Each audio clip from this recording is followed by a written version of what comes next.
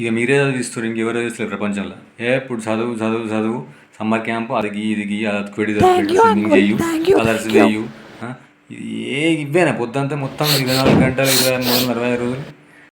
Hi friends, welcome to Pranav family vlogs. కొంచెం పిల్లలకి హాలిడేస్లో అమ్మమ్మ, తాతయ్య, నానమ్మనో, అత్తనో, చెల్లెనో, అక్కనో ఎవరింటికి పంపించండి. ఎప్పుడు పొద్దున్న లేచినప్పటి నుంచి అదే స్కూల్కి పోడు, వాడు సమ్మర్ క్యాంప్ అటెండ్ అవుతాడు, వస్తాడు. ఇంటికి రాని వాళ్ళ స్కూల్ వాళ్ళు ముందే ఒకటి ప్రిపేర్ చేస్తారు హాలిడే హోంవర్క్ అని, మళ్ళీ అది చేసుకుంటూ కూర్చోవాలి. ఏమైనా జీవితం అంతా చదువు చదువు చదువు. ప్రపంచం సంబంధం లేదు, వేరే వాళ్ళని కలిసి లేదు, ఫంక్షన్ అటెండ్ అవ్వడం లేదు, ఏం లేదు. ఇద్దరు తల్లి ల్యాప్టాప్ పట్టుకు కూర్చుంటారు. ఏందిరా మాకి పెంట,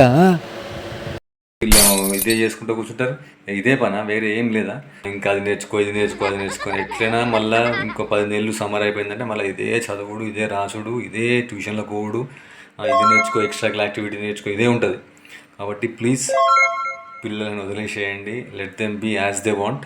పిల్లలకి అసలు మొత్తం అయిపోయింది. ఒకప్పుడు ఎట్లుంటుండే, మనం హాలిడేస్ వస్తే చిల్లు రాగా ఉంటుండే. ఎక్కడ పడితే చిన్న చెట్ల కిందనో, మామిడి చెట్ల కిందనో, నిమ్మ చెట్ల కిందనో చింతగింజలు ఊదడము, గోళీలు ఆడడము, చుప్ప పుల్లలు ఉంటాయి కదా, వాటిని అన్ని వేసి ఊదడం, ఒకదానికొకటి తాకకుండా ఈ చుప్ప పుల్లలు చింతగింజలు తాకకుండా తీసేవాళ్ళం. తర్వాత సరా బేసాన్ ఆడడం, చిర్రగోనో, క్రికెట్, ఏదో దాగుడు మూతలు.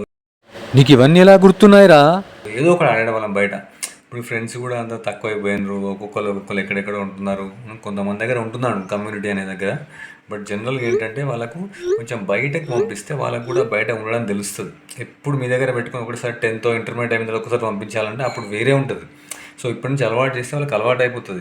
వేరే వాళ్ళతో కలవడము, ఏం జరుగుతుంది, ఎట్లుంటుంది, ఎంతో అంతా తెలుస్తుందండి. మనకు తెలియకుండానే ఎన్నో నేర్చుకుంటారు. ఇప్పుడు మనం జాబ్ చేస్తున్నాం, ఇంటి ఇక్కడ హైదరాబాద్లో, బెంగళూరులో ఎక్కడ ఉండే వాళ్ళు అక్కడ ఉండి చేసి ఒకటిసారి ఇప్పుడు నా జాబ్ వేరే దగ్గరికి వారాలన్నప్పుడు ఎట్లా అనిపిస్తుంది చూడండి. అక్కడికి వస్తే మీరు ఎంతో అంత నేర్చుకుంటారు. సింపుల్ థింగ్ ఉంటుంది అది. సో పిల్లల్ని పంపించండి. మనం చిన్నప్పుడు ఆడినట్టు ఇప్పుడు ఆడలేరు కదా, అట్లాంటి గేమ్స్ ఎవరు తెలియదు చెప్పాలంటే.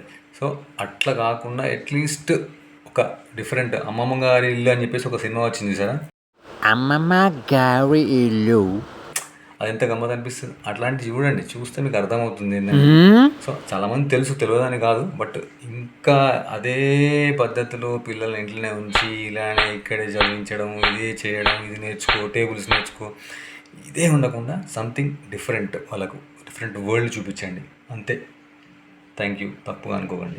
సో జస్ట్ కొంతమందికైనా నేను చెప్పింది కరెక్ట్ అనిపించవచ్చు అనే ఉద్దేశంతో నేను ఈ వీడియో చేస్తున్నాను, ఎవరిని ఉద్దేశించి కాదు. సో దొరికేశాడు.